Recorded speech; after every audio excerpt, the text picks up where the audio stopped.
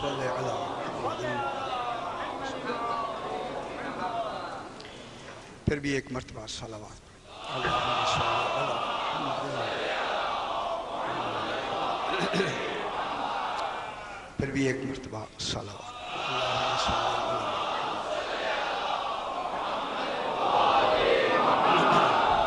ذرا بلند تر صلوات اللہم صل علی محمد۔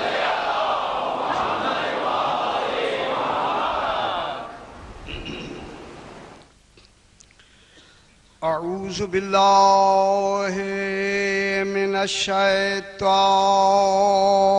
الرجیم،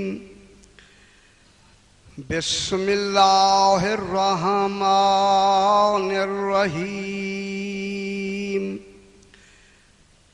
الحمد للہ رب العالمین، الصلاة والسلام على اشرف الانبیاء والمرسلین، خیر المبشرین والمنذرین، سیدنا وطبیب نفوسنا وشفیع ذنوبنا ابی القاسم محمد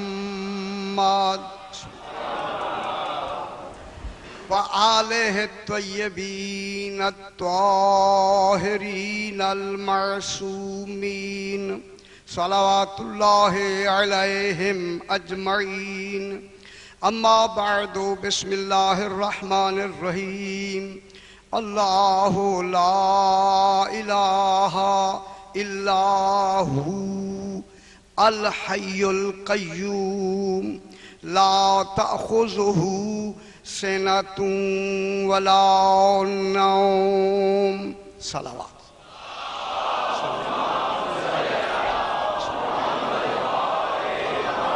پھر بھی ذرا بلند تر صلوات اللہم صل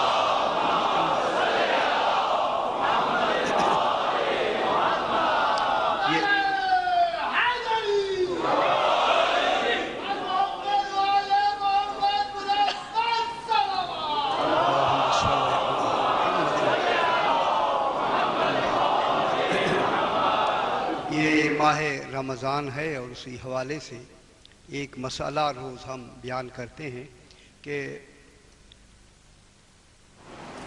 اگر روزہ دار دوران روزہ توجہ ہی نہ کرے کہ غلیظ غبار یا غلیظ دھواں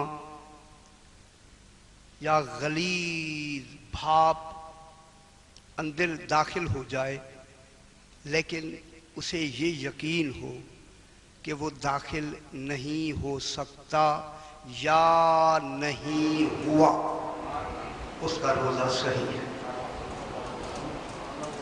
اسے یقین ہو کہ داخل نہیں ہوا یا وہ داخل نہیں ہو سکتا یا وہ بھاپ یا غبار حلق تک نہیں پہنچ سکتی، پھر روزہ صحیح ہے۔ نمبر 2، اگر روزہ دار اپنا روزہ دار ہونا بھول جائے، روزہ دار ہونا بھول گیا، جب بھول گیا تو اسی دوران اسے کوشش کرے کہ وہ کوئی ایسا کام انجام نہ دے جس سے کہ روزے کے باطل ہونے کے امکانات پیدا ہو جائیں۔ ذرا بلند تر صلوات پڑھیں اللہ۔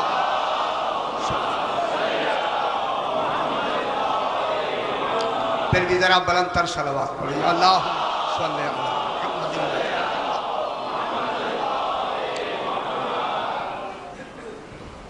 آیت الکرسی کے حوالے سے یہ 12واں درس آج شروع ہے کہ کل جہاں بات ختم ہوئی کہ اللہ لا الہ الا ہو، لا الہ کوئی الہ نہیں، کب سے نہیں، ازل سے ابد تک کوئی الہ نہیں، کوئی دوسرا معبود نہیں، علم الہی میں بھی نہیں۔ میں کیا کہہ رہا ہوں؟ وہاں دوسرے معبود کا ہونا علم الہی میں معدوم ہے، موجود نہیں ہے، معدوم ہے۔ غور فرما رہے ہیں؟ کوئی دوسرا الہ موجود نہیں۔ جب یہ عقیدہ ہوگا کہ کوئی معبود اللہ کے علاوہ ہے ہی نہیں، تو جب پھر ایک مرتبہ کہا جائے گا لا الہ الا اللہ، تو پھر جنت واجب ہو جاتی ہے۔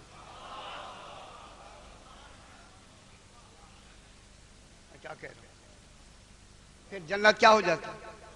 اس لیے سرکار سے پوچھا گیا، مولا کلمہ توحید کی قیمت کیا ہے؟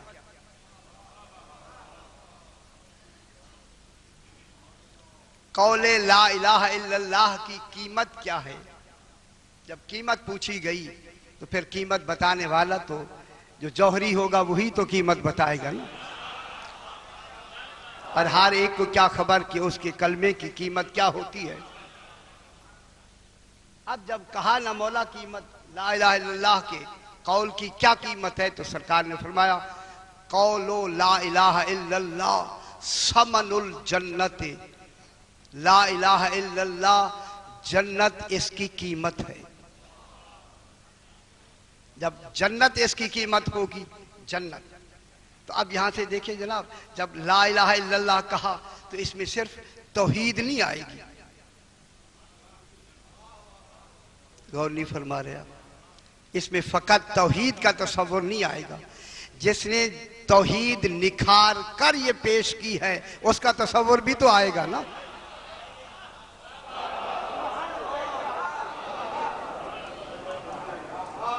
لا الہ الا اللہ جس نے سمجھایا ہے، جس نے بتلایا ہے، اسی کے بتانے پہ تو لا الہ الا اللہ کہہ رہا ہے۔ اگر اس کے کہنے میں وہ درمیان میں یہ بتانے والا نہ ہوتا تو لا الہ الا اللہ سمجھنے کا یہ معیار کہاں ہوتا؟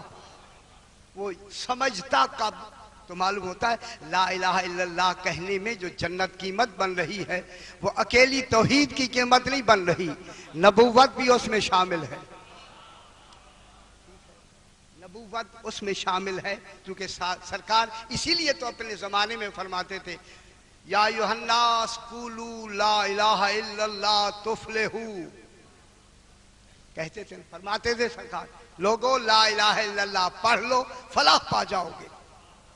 اللہ لا الہ الا اللہ پڑھ جاؤ گے، پڑھو فلاح پا جاؤ گے۔ لیکن جب سرکار کے بعد کا زمانہ آیا تو یہی لا الہ الا اللہ کی ایک ہمیں نیشا پور میں روایت ملتی ہے۔ اب جو تاریخ پہ جن کی نظر ہے وہ تو سمجھ گئے ہوں گے یہ نیشا پور میں کون آیا۔ یہ دنیا کا امام نہیں آیا، ہمارا 8واں امام آیا ہے، امام رضا علیہ السلام۔ اللہم صلی علی محمد وآل محمد۔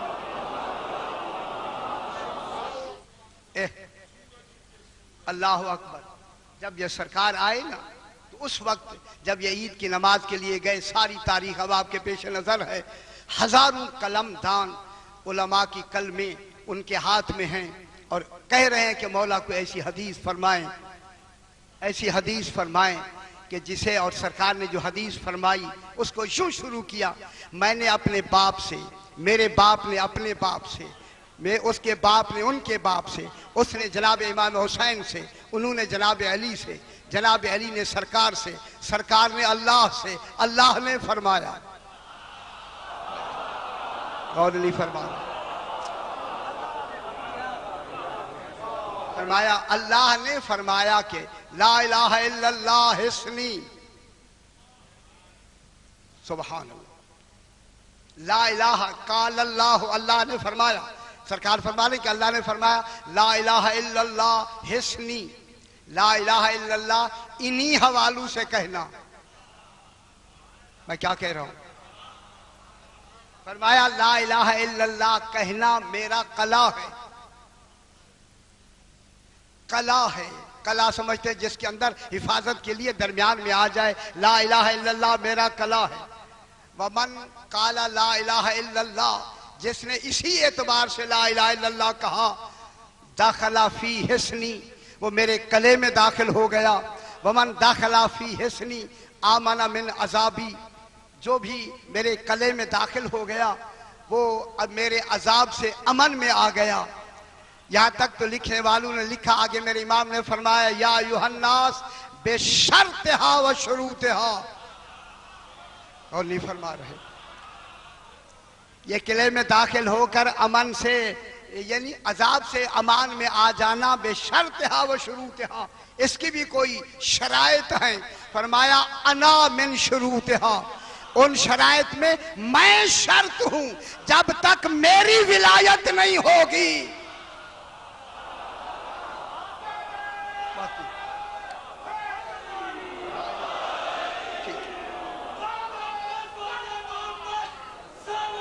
اللہم صلی علی محمد وآلہ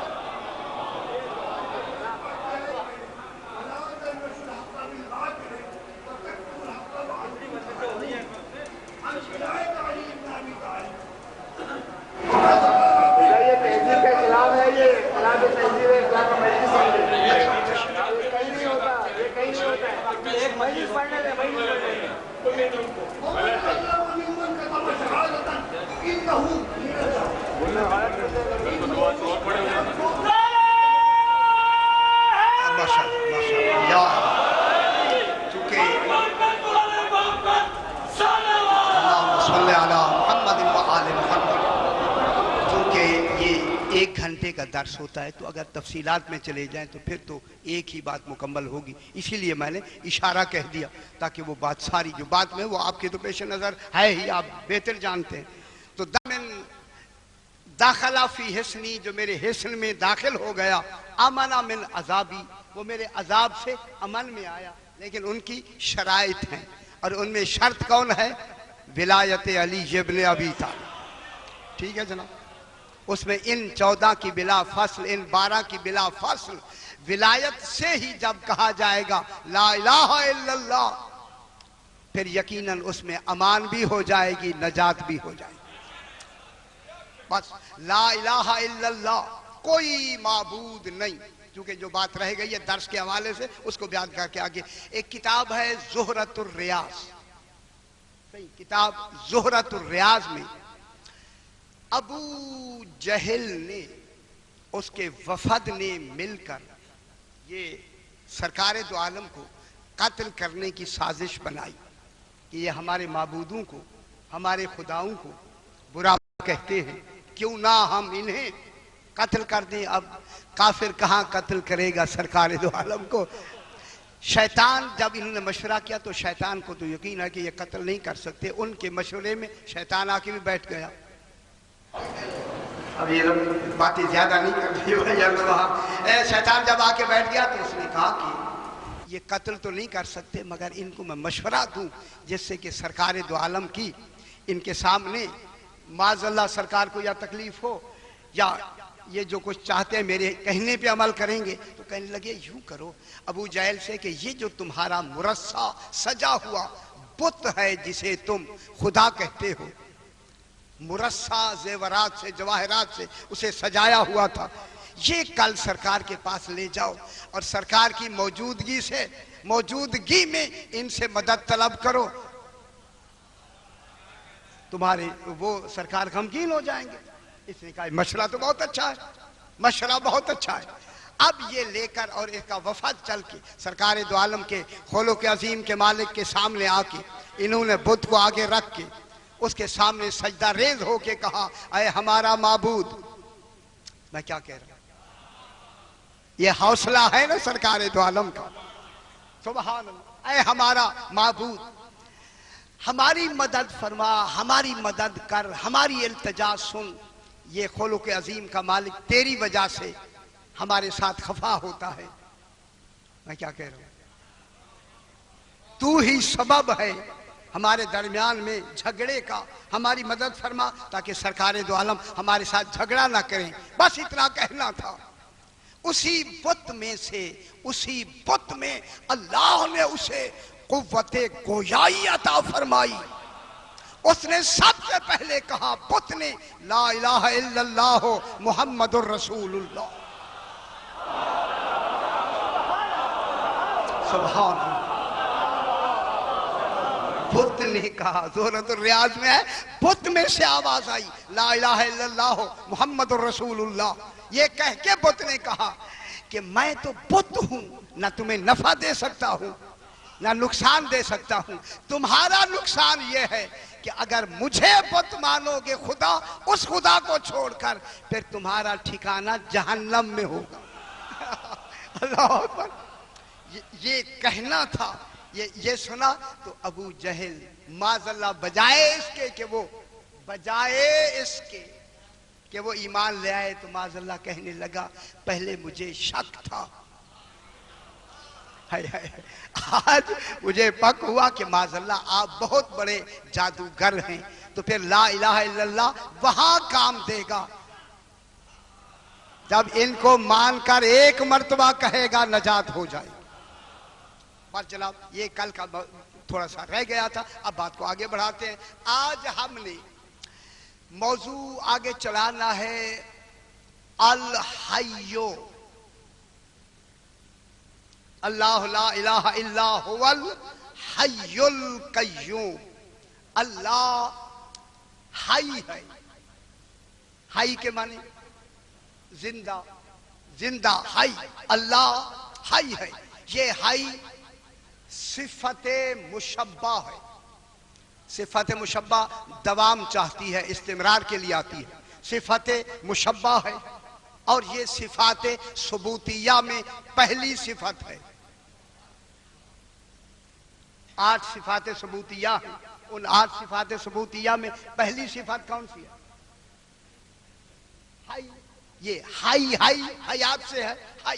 اس لیے صفات ثبوتیہ وہ ہوتی ہے جس کا واجب الوجود کے لیے عقلاً اور علماً واجب الوجود میں پایا جانا واجب و ضروری ہو.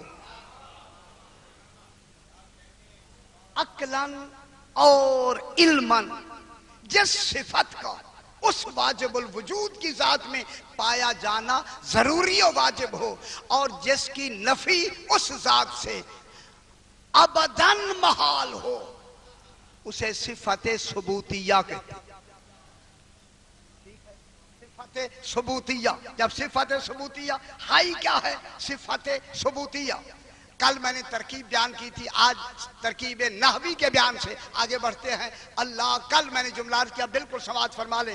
کل اللہ مبتدا، لا الہ الا اللہ مضاف مضاف الیہ مل کے، صفت موصوف مل کے مبتدا کی کیا بنے تھے؟ پہلی خبر. اللہ مبتدا، لا الہ الا ہو پہلی خبر. اللہ مبتدا ہے، لا الہ الا ہو اس کی پہلی خبر ہے. الحیو دوسری خبر ہے. غور نہیں فرما رہے. الحیو اللہ کی دوسری صفت ہے.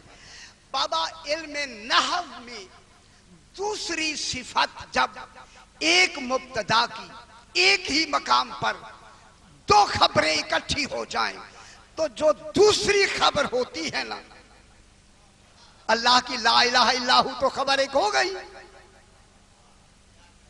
اور فرمایا آپ نے، لا الہ الا ہو ایک خبر ہو گئی. کوئی معبود نہیں، فقط وہ ایک خبر یہ ہوگی. دوسری خبر کیا ہے؟ الحی القیوم. الحی اللہ کی دوسری خبر ہے. تو پھر جب دوسری خبر آئے تو پھر وہ خبر 3 فائدے دیتی ہے. پہلا فائدہ حصر کا، دوسرا فائدہ تاکید کا، تیسرا فائدہ تخصیص کا. میں کیا کہہ رہا ہوں؟ اب اس حسر ہائی نے آ کے ہمیں پہلا فائدہ حسر کا دیا کہ حیات ہے ہی فقط اللہ کے لیے. غور نہیں فرما رہے. اس حسر نے ہمیں کیا فائدہ دیا؟ ہائی کون ہے؟ ہائی ہے ہی اللہ. حیات زیبا ہی اسے ہے، وہ بذات ہائی ہے.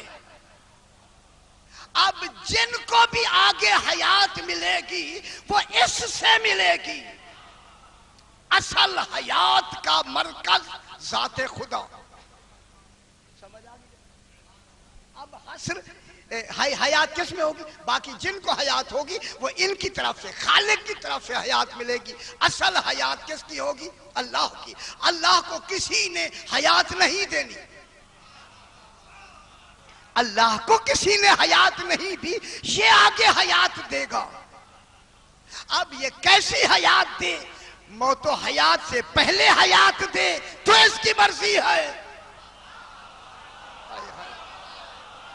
میں کیا کہہ رہا ہوں؟ موت و حیات بنا کے حیات دے، اس کی مرضی ہے. لہٰذا آل محمد کو اللہ نے، میں نے اس دن عرض کیا، آل محمد کو اللہ نے موت و حیات کی تخلیق سے پہلے حیات دی.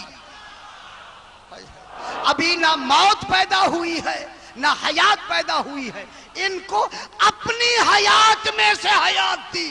فرق یہ ہے وہ خالق کی حیات تھی، یہ مخلوق کی حیات.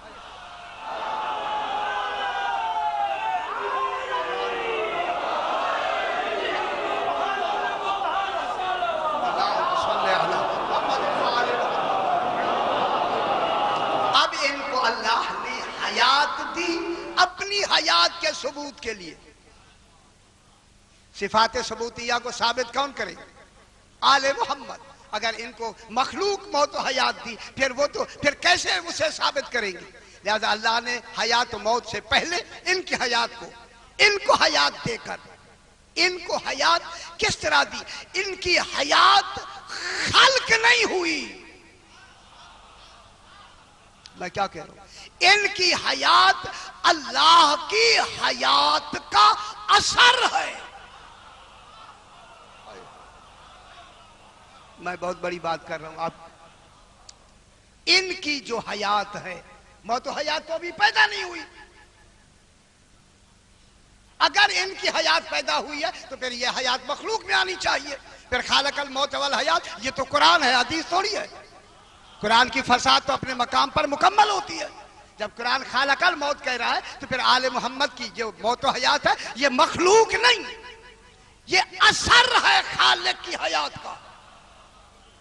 پر فرق اتنا ہے، وہ مؤثر ہے، یہ اثر ہے.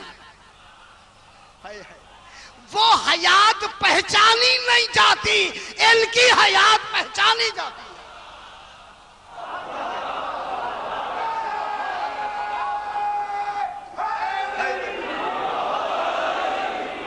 خالق کی حیات کو سمجھنا ممکن نہیں ہے، سمجھنا امکان سے باہر ہے. ان کو، ان کی حیات کو یہ چل رہے ہیں، اٹھ رہے ہیں، مشاہداتی نظر آتی ہے، لیکن کمال حیات، حقیقت حیات کیا ہے وہ نہیں سمجھ آئے گی. لیکن آثار سے چلنا پھرنا، حرکت تو بتائے گی کہ ان میں حیات موجود ہے.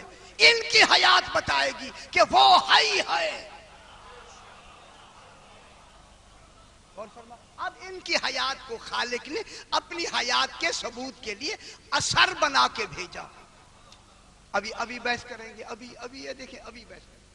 جب اثر بنا کے بھیجا تو اب بات کو میں ذرا آگے بڑھاتا ہوں. اگر آپ نے جوشن کبیر پڑھی ہے، دعائے جوشن کبیر، یہ دن پڑھنے کے ہیں، اس میں 70 نمبر کی دعا ہے.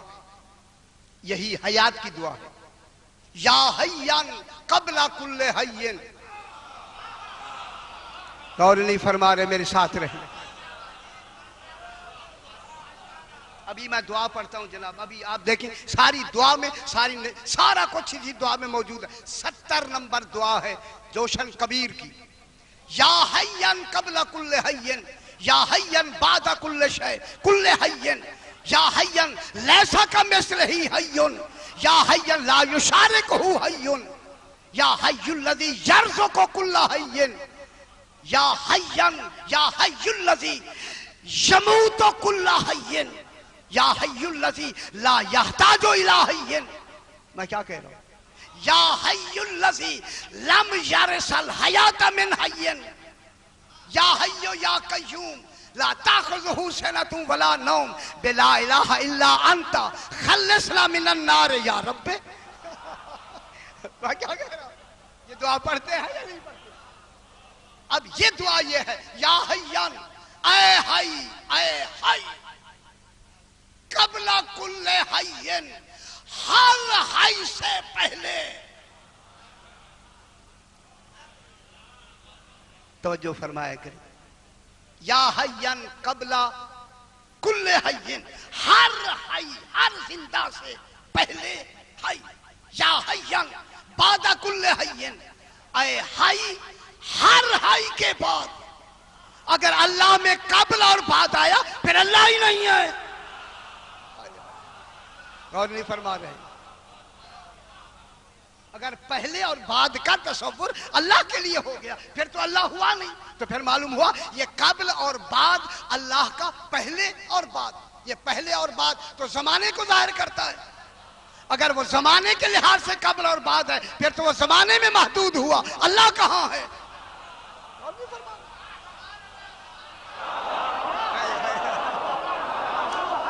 پہلے اور بعد، یہ جو آپ کا پہلے اور بعد ہم کرتے ہیں یہ تو زمانے میں آتا ہے۔ اگر زمانے میں قبل اور بعد کا تصور ہے پھر تو وہ اللہ ہی نہیں ہے۔ لہذا اللہ کے لیے قبل اور بعد زمانی نہیں، درجاتی ہے۔ تو ہے ہی قبل، ہے تو بذات قبل ہے اور بذات تو بعد ہے۔ تیرے بعد کوئی بعد نہیں، تیرے پہلے کوئی پہلے نہیں، ٹھیک ہے؟ یا حیّن قبل کل حیّن، یا بعد حیّن بعد کل شے، بعد حیّن، یا حیّن لیسا کا مثل ہی حیّن، اے ایسا حی جس کی مثل کوئی حی ہے نہیں۔ ثبوتیہ ہو گیا یا نہیں ہو گیا؟ جس کی مثل کوئی ہے، حی نہیں۔ یا حی الذی لا یشارکہ حی، ایسا حی کہ کوئی حی تیری حیات کا شریک نہیں۔ میں یہی تو کہتا ہوں روزانہ بابا، آل محمد اللہ کی کسی صفت میں شریک نہیں۔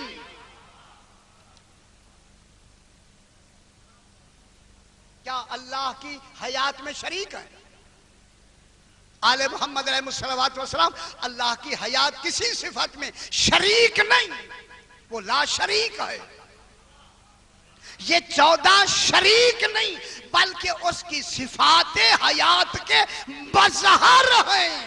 حیات اس کی ہے چاہے ظہور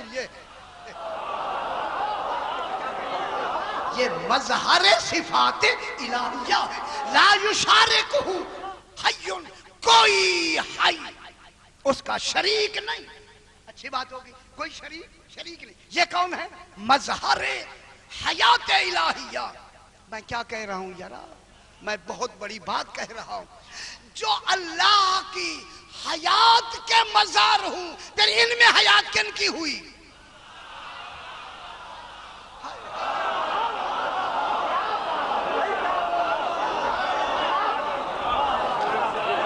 کیا کہ اللہ کے علم کے مظہر ہیں تو علم کن کا ہوا؟ اللہ کی قدرت کے مظہر ہیں تو قدرت کن کی ہوئی؟ تو پھر اللہ کی حیات کے مظہر ہیں تو پھر حیات کن کی ہوئی؟ غور نہیں فرما رہے؟ خدا جانے آل محمد کیا ہیں؟ یہ اللہ کی حیات کا تصور تھا کہ یہ عین اللہ ہیں، یہ اوزن اللہ ہیں، یہ لسان اللہ ہیں، یہ جنب اللہ ہیں۔ یا کیا تصور ہے وہ میں لفظوں میں سمجھا نہیں سکتا۔ یہ مظہر لا یشارکہ حی، کوئی حی ان کا شریک نہیں۔ جب یار حیات مخلوق ہی نہیں ہے تو پھر ان کو کون سی حیات دی اللہ نے؟ فرمائے میرا سوال ہے، کوئی حضرات گھبرا رہے ہیں، تو پھر کون سی حیات ان کو ملی ہے؟ مخلوق حیات تو بعد میں ہوئی، خالق الموت والحیات، موت و حیات تو بعد میں ہوئی ہے۔ اب یہ جو ان کو حیات ملی ہے خالق نے اپنی حیات سے، بس یوں سمجھ لیں جیسے سورج سے چاند روشنی لے کے روشن ہے،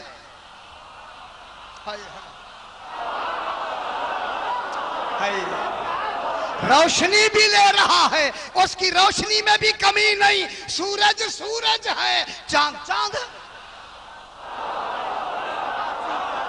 اور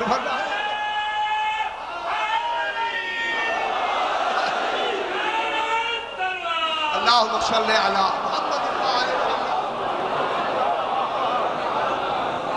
یا حی الذی لا یحتاج الی حی، اے وہ حی کہ جو کسی حی کی طرف محتاج نہیں۔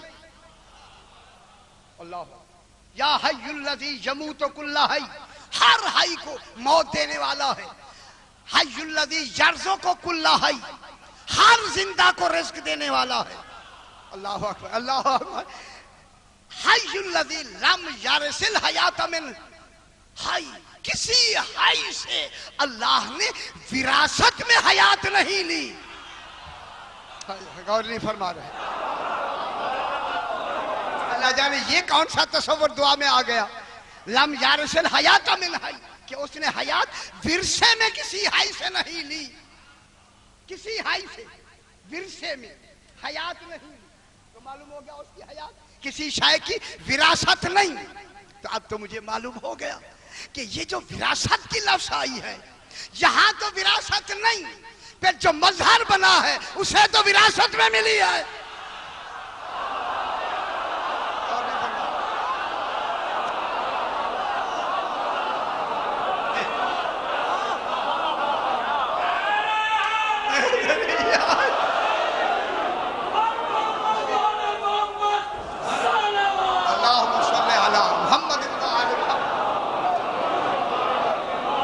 سنتے ہیں اگر آپ سنتے ہیں، یا حی یا قیوم لا تأخذہ سنۃ ولا نوم،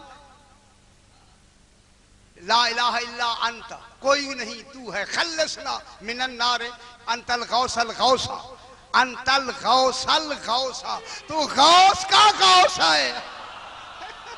یہ غوث کون ہے؟ غوث سبحان اللہ، انت الغوث الغوث، تو غوث کا غوث ہے۔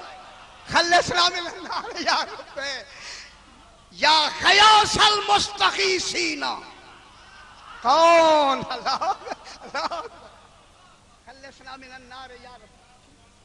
اب جناب یہاں تک پہنچ گئے، تو اب حی کس کی صفت ہوئی؟ اللہ کی۔ کون سی صفت؟ صفت ثبوتیہ۔ اب کیا بنے گا؟ دوسری خبر یہ حصر کے لیے آتی ہے اور اس کے تخصیص کے لیے آتی ہے، تاکید کے لیے آتی ہے۔ تو اب کیا بنا؟ اللہ الحی، دوام و استمرار کے لیے، تاکید و حصر اور تخصیص کے لیے ہے نا۔ اللہ کیا ہے؟ حی۔ کب سے حی ہے؟ جب سے ہے۔ کب تک حی ہے؟ جب تک ہے۔ اور نہیں فرما رہے، یہی تو بحث تھی۔ معلوم ہوگا جب سے حی ہے،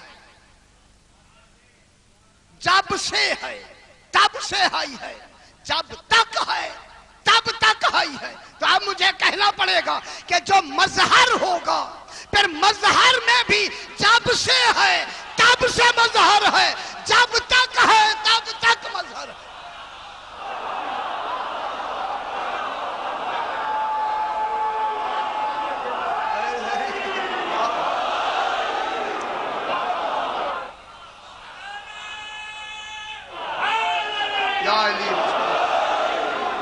اسی وجہ سے آل محمد اور اللہ کے درمیان میں عدم نہیں ہے، زمانہ نہیں ہے۔ میں کئی مرتبہ بیان کر گیا، اللہ اور آل محمد کے درمیان میں زمانہ نہیں ہے۔ خدا گواہ میں نے بیان کیا، اگر ان کے پہلے زمانہ ہو جائے پھر یہ امام زمانہ نہیں رہتے۔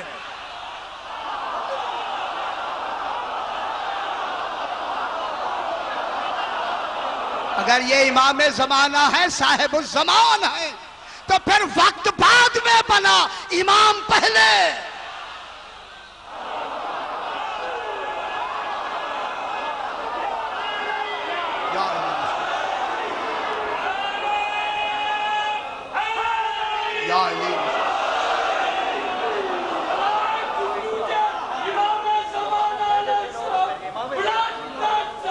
اللہم صلی علی محمد۔ اب جناب بات کو بالکل اسی آج ہائی ہی پہ بحث ہوگی۔ اب میرا سوال یہ ہے کہ صاحبان علم علماء کرام اس وقت تشریف رکھتے ہیں، میں دیکھ رہا ہوں جناب، فرمائیں ہائی کی کیا تعریف ہے؟ یہ جو ہائی ہے، ہائی کی تعریف کیا ہے؟ ہائی جو زندہ ہے نا، زندہ ہونے والا، اس زندہ ہونے والے کی تعریف کیا ہے؟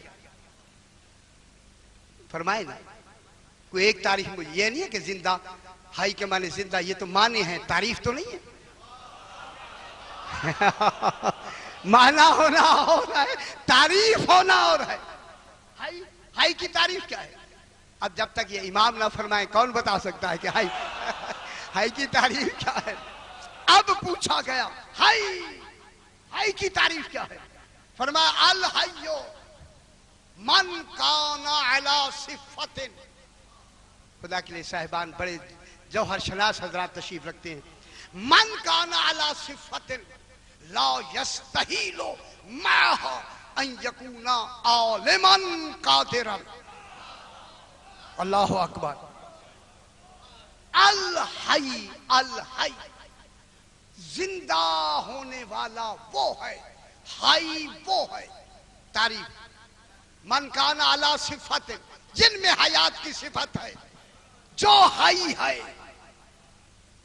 حی وہ ہو سکتا ہے، اسی پہ بحث ہوگی بابا۔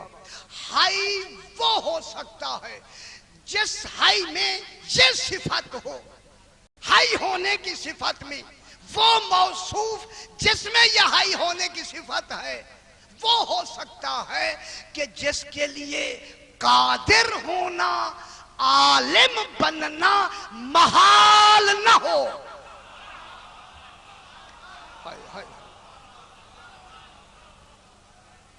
میں نے تو جلدی بات کر لی۔ حی وہ ہوگا، وہ ہو سکتا ہے۔ بات مشکل ہوگی آپ کے لیے۔ حی وہ ہوگا جس حی صفت ہے یا نہیں، جس میں یہ حی کی صفت ہوگی وہ حی کہلائے گا۔ حی وہ ہوگا کہ اس حی کے لیے جو ہوگا عالم اور قادر بننا محال نہیں ہوگا۔ یعنی جو بھی حی ہوگا وہ عالم بھی ہوگا اور قادر بھی ہوگا۔ بہت بڑی بات ہے جناب، اللہ اکبر۔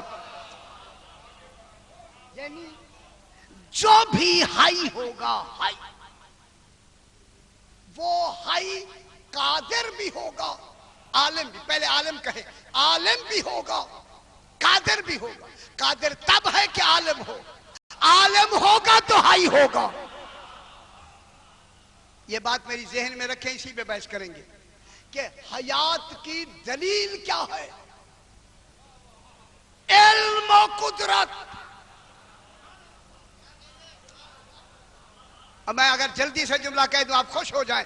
جب اللہ حی ہے تو اس میں علم اور قدرت کا ہونا واجب ہے۔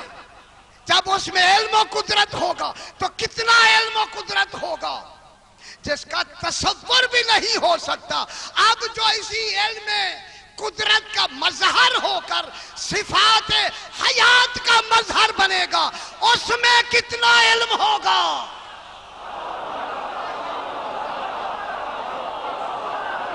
اس میں کتنی قدرت ہوگی، کتنا علم ہوگا، اس کتنے کی نشاندہی ہوئی سلونی۔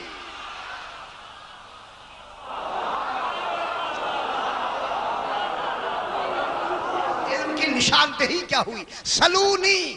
رسول نے دعویٰ نہیں فرمایا، علی سے دعویٰ کرایا دنیا کو بتانے کے لیے جس کا جانشین ایسا ہو۔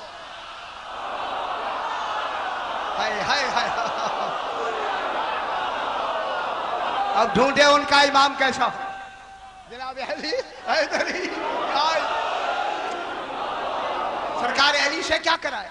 اعلان کروایا سلونی کا، پوچھو مجھ سے، خدا کی قسم یہ جو کہہ رہا ہے پوچھو مجھ سے، اگر عالمین کی کوئی ایک شے بھی اس کے علم سے باہر ہوئی پھر اس کا دعویٰ کرنا غلط۔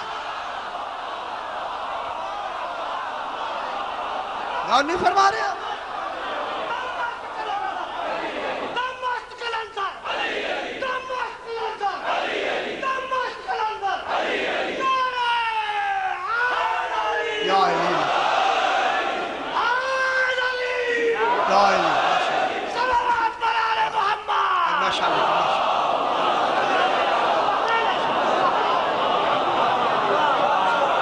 تو اللہ کی حیات کی دلیل کیا ہوئی؟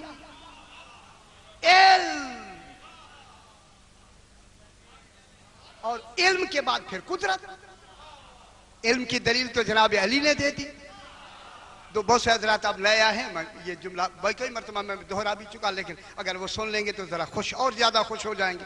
ایک یہودی نے کہا میرا علم بھی جناب علی کے علم کے برابر ہے، تو جناب علی کی بس میں آ کے جب بیٹھ گیا تو سرکار نے فرمایا یہودی میری طرف دیکھو۔ اب جو دیکھا جناب علی نے اپنا ہاتھ دراز کر کے پھر جو مٹھی بند کر کے اسے فرمایا بتا میری مٹھی میں کیا ہے؟ اس نے کہا مولا آپ کی مٹھی میں انڈا ہے، فلاں پہاڑی سے آپ نے انڈا اٹھایا ہے، وہاں انڈا رکھا ہوا تھا، آپ نے انڈا اٹھا لیا ہے۔ سرکار نے فرمایا ہاں تو نے ٹھیک کہا، میں نے وہاں سے انڈا اٹھایا ہے، انڈا میں نے وہاں سے اٹھایا ہے۔ اب جو وہ کہتا تھا میرا علم جناب علی کے برابر ہے، سرکار نے وہی انڈا آگے بڑھا کے کہا میں نے اپنے علم سے اٹھا لیا ہے، تو اپنے علم سے وہاں رکھ دے۔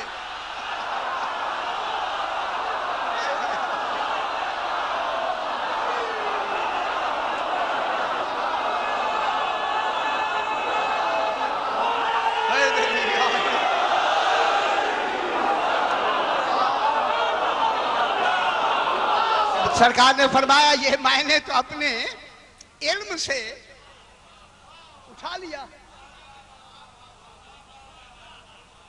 تو اپنا اگر میرے علم جتنی رکھتا ہے تو وہاں رکھ دے۔ تو کہنے لگا مولا یہ تو علم نہیں ہے۔ جناب نے فرمایا یہ بتا، چلو علامہ مجلسی لکھتے ہیں یہ بتا یہ تو نے کمال کہاں سے حاصل کیا؟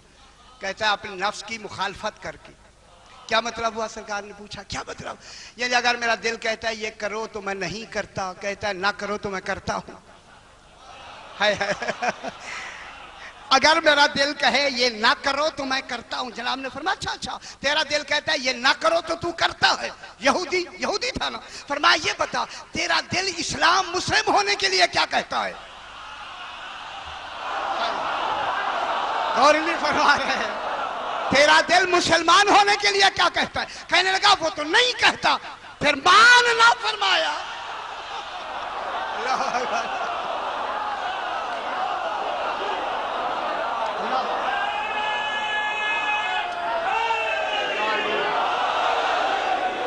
ماشاءاللہ فوراً ہی مسلمان ہو گیا۔ کہنے لگا مولا ایسی دلیل پھڑکنے لگا، کیوں؟ مولا نے فرمایا ایسی دلیل ہی کسی لیے نہیں دی۔ تو اب اس حیات کی دلیل کیا ہوئی؟ علم۔ اچھا چلیے حیات کی، اب حیات جو بھی صاحب حیات ہوگا، دنیا کی حیات کی کتنی قسمیں؟ تھوڑا سا یہ گوشہ رہ نہ جائے، چونکہ درس ہے، اگر یہ رہ گیا تو پھر بات درمیان میں رہ جائے۔ اب یہ دنیا کی جو حیات ہے مختلف تفاسیر میں دیکھیں، تفاسیر اٹھائیں دیکھیں، ان تفاسیر صحیح نے رات مجھے دیا سرکار، اسی سے میں پڑھ رہا ہوں تفسیر یہ ابھی جو ہے آقا طباطبائی کی، راتی سرکار وراثت حسین صاحب نے مجھے دی ہے، رات ہی میں نے دیکھی اور اس میں یہ باتیں میں آپ تک پہنچا رہا ہوں۔ وہ اس میں ہے کہ حیات، یہ جو ہماری حیات ہے دنیا کی حیات کو اللہ نے 5 لفظوں سے تعبیر کیا۔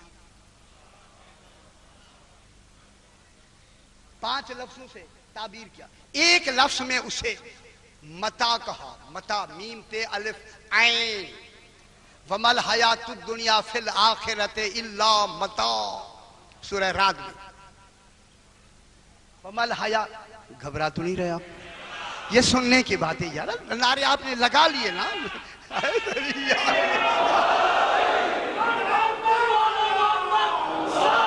اللہم صلی علی محمد و آل محمد. آپ کا کوٹا میں نے پورا کر دیا بابا, ہمیں بھی پورا کرنے دینا, میرا اپنا کوٹا بھی ہے. اب جناب یہ ہوا وَمَا الْحَيَاةُ الدُّنْيَا فِي الْآخِرَةِ إِلَّا مَتَاعٌ. میم تے الف عین متاع, یہ بھی زندگی کے لیے ہے. متاع نہیں ہے یہ دنیا کی زندگی آخرت کے مقابلے میں مگر ایک متاع. سبحان اللہ. پھر آیا دوسرا تبتغون عرض الحیات الدنیا. یہ دنیا بے مایہ دنیا کو چاہتے ہیں. یہ عرض کی لفظ ہے دوسری, ایک متاع ایک عرض. تیسرا زینت الحیات الدنیا تریدون, تم چاہتے ہو زینت الحیات الدنیا, یہ دنیا حیات, یہ جو پست حیات ہے نا اس کی تم زینت چاہتے ہو. اس میں زینت کی لفظ آئی. تیسری چوتھی لفظ آئی وَمَا الْحَيَاةُ الدُّنْيَا إِلَّا لَعِبٌ وَلَهْوٌ. یا لہو و لعب دونوں لفظیں آگے پیچھے آئی ہے. ایک جگہ لہو پہلے آیا ہے لعب بعد میں, ایک جگہ لعب پہلے آیا ہے لہو بعد میں. معلوم ہوتا ہے مرتبے کے لحاظ سے ایک ہیں, معنی کے لحاظ سے بدلے ہوئے. تیسرا چوتھی لفظ آ گئی لہو اور لعب. پانچویں آئی وَمَا الْحَيَاةُ الدُّنْيَا إِلَّا مَتَاعُ الْغُرُورِ. یہ دنیا کی زندگی غرور کی متاع ہے نا. یہ آج ابھی میں نے مجلس اسی پہ پڑھی ہے وَمَا الْحَيَاةُ الدُّنْيَا إِلَّا مَتَاعُ الْغُرُورِ. یہ پانچ چیزیں آ گئی. پہلا متاع. متاع کسے کہتے ہیں؟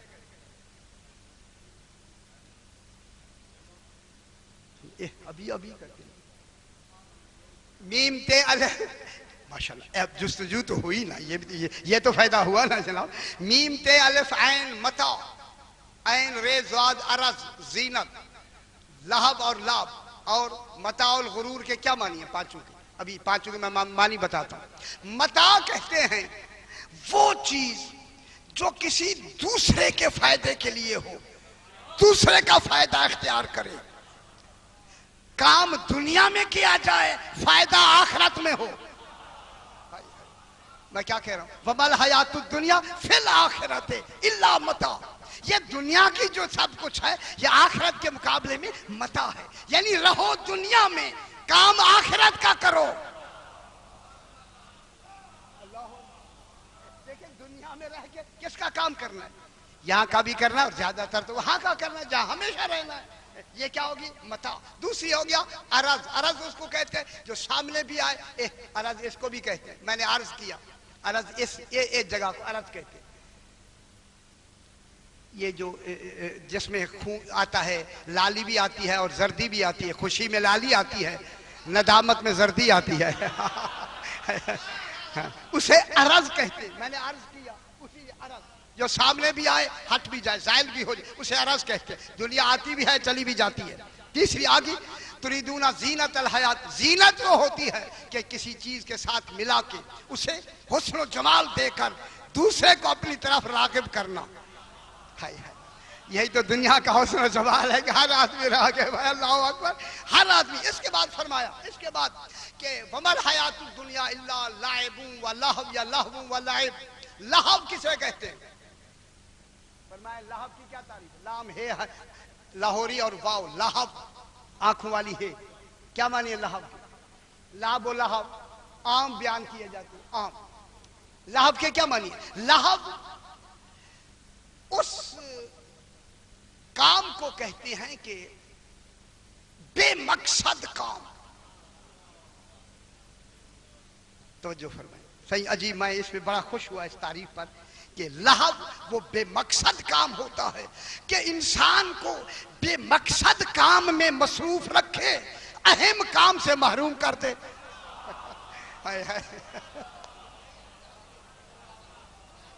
کیا کرے اللہ اکبر کہ بے مقصد کام میں مصروف رکھ دے اور جو اہم کام ہے اس سے محروم کر دے. مصروف تو ادھر ہوا نا, وہاں صرف کرتا تو وہاں تھا اہم کام.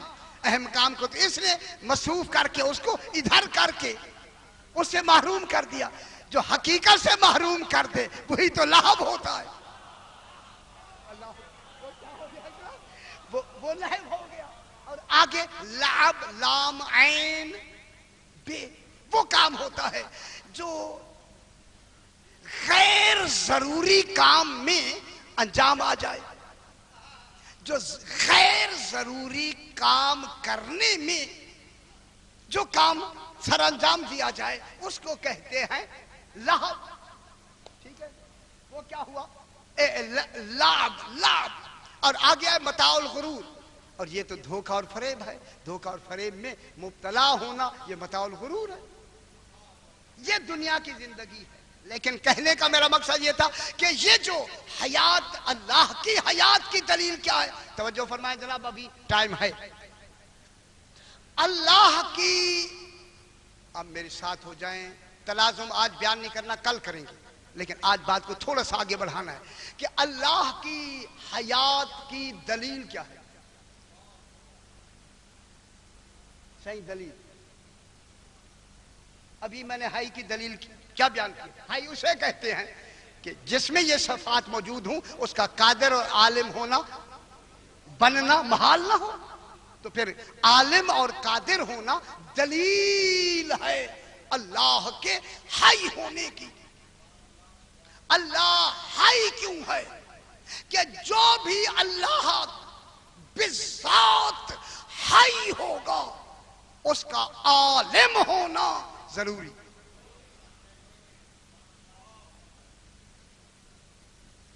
جو بھی بالذات عالم ہوگا اس کا حی ہونا ضروری. حی اور علم کیا ہے؟ ایک دوسرے کی بنیاد. علم ہے تو حیات ہے، حیات ہے تو علم ہے. میں کیا کہہ رہا ہوں؟ مجھے بات کرنی ہے نا بابا، بات کرنی ہے. جب حیات ہے اس کی دلیل کیا ہے؟ علم. جب اللہ کی جیسی حیات ہے علم کیسا ہوگا؟ جیسی حیات ہے ویسا علم ہوگا. حیات عین ذات ہے، علم عین ذات ہوگا. اگر اللہ کی حیات عین ذات اور یقیناً عین ذات ہے تو اللہ کا علم کیا ہے؟ عین ذات. اللہ کا علم عین ذات. اب حیات کی دلیل علم. جب اللہ کی حیات کی دلیل علم، علم ہے صفات اور حیات ہے صفات ثبوتیہ، اور ان صفات ثبوتیہ کا ثبوت دینا ہے آل محمد نے. اب فرمائیں اللہ آل محمد کو کون سا علم دے جو آل محمد اس کی حیات کا ثبوت بطور علم پیش کرے. یہ بات کی معمولی بات نہیں کر رہا جناب. کون علم؟ علم کی کتنی قسمیں ہیں؟ دو. ایک علم کا نام عرش ہے، ایک علم کا نام کرسی ہے. موضوع سے ہی ہٹیں بھی نہیں، بات بھی موضوع والی ہو جائے. یہی پوچھا گیا مولا یہ عرش اور کرسی یہ الگ الگ نام کیوں ہیں؟ سرکار نے فرمایا عرش اللہ کا وہ علم ہے جو اللہ نے انبیاء کو، رسولوں کو ان کو عطا کیا ہے. انبیاء کا یہ عرش وہ علم ہے اللہ کا جو اللہ نے اپنے رسول، کس نے دیا وہ بعد میں بحث کریں گے. اللہ نے رسولوں کو، اولی العزم رسولوں کو، اولیاء کو، ان کو اسی عرش میں سے علم دیا. اور کرسی وہ علم ہے کسی کو نہیں دیا الا ماشاء اللہ.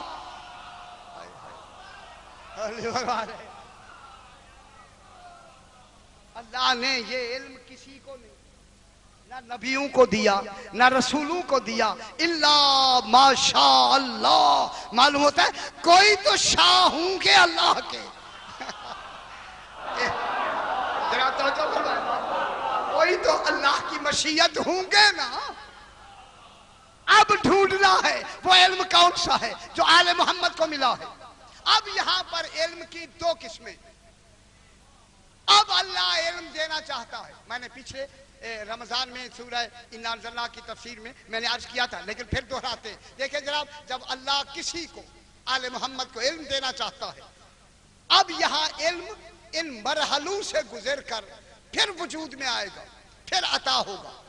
پہلا مرحلہ اللہ کا علم، علم الہی میں علم، مشیت، ارادہ، قدر، قضا. قضا کے معنی فیصلہ. علم اللہ کا علم کس میں ہے؟ علم الہی میں. علم الہی سے گزر کے کس میں آیا؟ مشیت علمی میں. ماشاءاللہ یہی توجہ بہت اچھا ہے. جناب علم سے کس میں آیا؟ مشیت میں. مشیت علمی میں. مشیت علمی کے بعد ارادے میں. ارادہ ہوا کہ دینا ہے. علم مشیت میں. یہ آیا سمجھانے کے لیے یار، آیا یہ سمجھانے کے لیے. وہاں یہ وقت نہیں لگا جو آیا بھی میں کہوں اور وہ پھر آئے، ایسے نہیں. علم کے بعد کس میں آیا؟ سمجھانے کے لیے. صحیح. مشیت میں. مشیت کے بعد ارادے میں. اب ارادے کے بعد قضا میں. ارادے کے بعد قدر تقدیر میں. ساری ارادے کے بعد تقدیر میں. کتنا دینا ہے؟ غور نہیں فرما رہا ہے. تقدیر کتنا دینا ہے. تقدیر کے بعد قضا میں. قضا میں آ کے فیصلہ ہوا. قضا کے معنی فیصلہ. صاحبان علم تشریف رکھتے ہیں جہاں تک میری آواز آ رہی ہے. اسی قضا پر آ کر اللہ کے علم کے دو حصے ہو جاتے ہیں. ایک حصہ روک لیتا ہے، ایک حصہ دے دیتا ہے.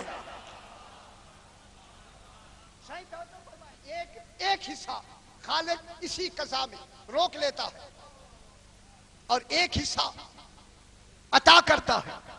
اب اللہ نے آل محمد کو جو علم دینا ہے، یہاں آ کے علم کے دو حصے ہو گئے. ایک حصہ یہ جو رکا ہوا ہے ابھی اس کے علم مشیتی میں ہے، ارادہ علمی میں ہے، قضاء علمی میں ہے، قدر علمی میں ہے، ظہور میں نہیں آیا.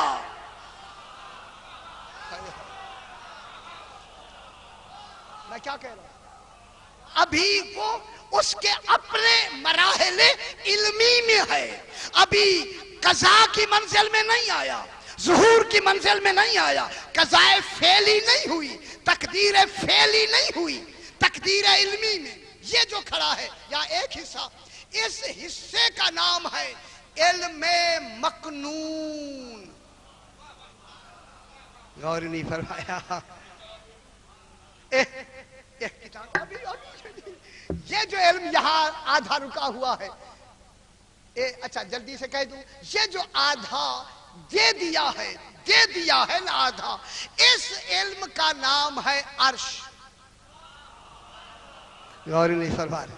اگر آپ خوش ہو جائے بابا جلدی یہ کو پھر بعد میں کرتے ہیں. یہ جو علم اللہ نے دے دیا ہے، یہ علم کیا ہے؟ آل محمد کو جو علم دیا ہے، اس علم کا نام ہے عرش. اس عرش والے علم میں کتنا علم ہے؟ تا ابد ازل سے لے کر تا قیام قیامت تک جتنا ہے یا ہونا ہے. غور نہیں فرما رہے. جتنا ہے. خدا کے لیے میری طرف دیکھیں، یہ آل محمد خدا نہیں ہیں لیکن مظہر کمالات الہیہ ہیں. اب یہ علم ان کو ملا. ان کو کہاں تک کا علم ملا؟ کسی فرشتے کو نہیں ملا. جناب جبریل تو ابھی پیدا ہی نہیں ہوا. یہ جو علم ان کو عرش والا جو علم ملا ہے تا قیام قیامت تک ملا ہے. اب جتنی بعد میں رسول آئیں گے، نبی آئیں گے، کہاں سے علم لیں گے؟ میں کیا کہہ رہا ہوں؟ نبی لیں گے تو علم یہاں سے، رسول لیں گے تو علم یہاں سے. اب جو کتابیں لکھی ہوئی آئیں گی، کون لکھے گا کتاب؟ تورات کون لکھے گا؟ انجیل کون لکھے گا؟ زبور کون لکھے گا؟ لکھے گا وہ جو شریعتوں کو بھی جانتا ہو. یہ جو علم ہے علم، اب یہ علم عالمین میں کن کے تھرو تقسیم ہوگا؟ کن کے ذریعے تقسیم ہوگا؟ جناب جبریل کے ذریعہ نہیں. بات اچھی نہیں لگ رہی؟ کیوں پریشان کیوں ہو رہے ہیں؟ اب جتنے نبیوں کو علم ملے گا، میں کہتا ہوں پہلا علم ہی جو جناب آدم کو ملا ہے وہ ان 14 کے نام تو ہیں ہی. نام ہے نا بابا، علامہ آدم الاسماء، یہ نام ہے جو نام بعد میں پوچھے گئے، فرشتے نہیں بتا سکے۔ جو نام نہ جانے مصطفیٰ کو کیا پڑھایا ہوگا؟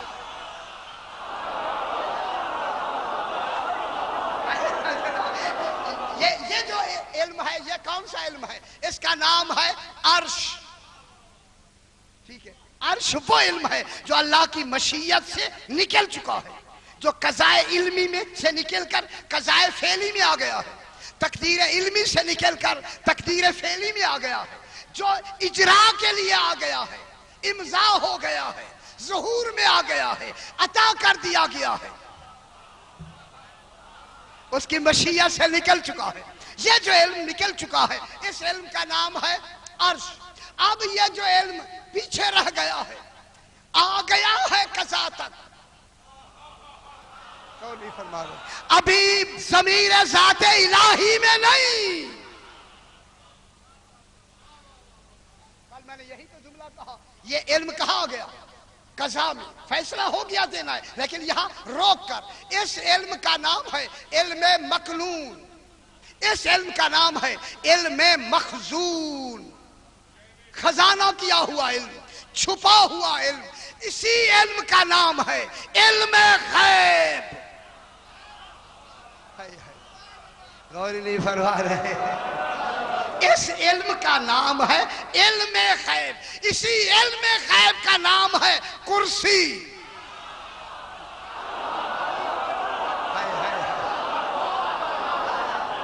میں کیا کہہ رہا ہوں؟ یہ جو علم یہاں ہے نا، اس علم کا نام ہے کرسی۔ اب یہ علم وَلَا يُحِيطُونَ، اسی آیت کرسی میں فرمایا وَلَا يُحِيطُونَ بِشَيْءٍ مِّنْ عِلْمِهِ، کوئی نبی رسول اس علم کا من علم ہی، جو کرسی والا علم ہے، غیب والا علم ہے، مکنون علم ہے، کوئی احاطہ نہیں کر سکتا الا بما شاء، وہ کر سکتے ہیں جو مشیت اللہ ہیں۔ اب دنیا ڈھونڈے، کوئی نبی خلیل اللہ ہے، کوئی ذبیح اللہ ہے، کوئی کلیم اللہ ہے، 14 مشیت اللہ۔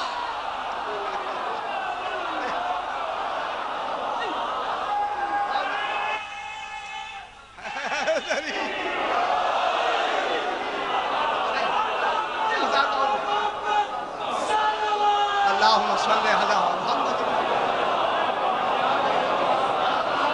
یہ 14 کون ہے؟ مشیت اللہ۔ اسی لیے میں نے کسی مجلس میں یہاں بھی عرض کیا، یہ کیا ہے؟ شاء، شاء مانے چاہنا، یہ مشیت اللہ ہے۔ تو اب علم غیب کن کو دیا؟ مشیت اللہ کو۔ اگر ان کو علم غیب نہیں دیتا تو پھر اس کی حیات ہی تو غیب ہے۔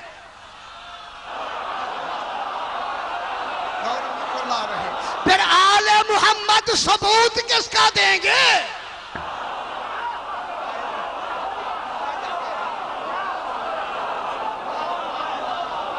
وہ تو غیب ہی غیب ہے نا بابا۔ جب وہ غیب ہی غیب ہے تو یہ ثبوت تب دیں گے جب غیب ان کو دینا، آشکارا کرے نا۔ اس لیے تو علی علیہ السلام سے پوچھا گیا، آقا اللہ کی عبادت کرتے ہو؟ کہا جس کو میں نے دیکھا نہیں میں تو عبادت ہی نہیں کرتا، میں عبادت ہی اس کی کرتا ہوں جسے دیکھا ہو۔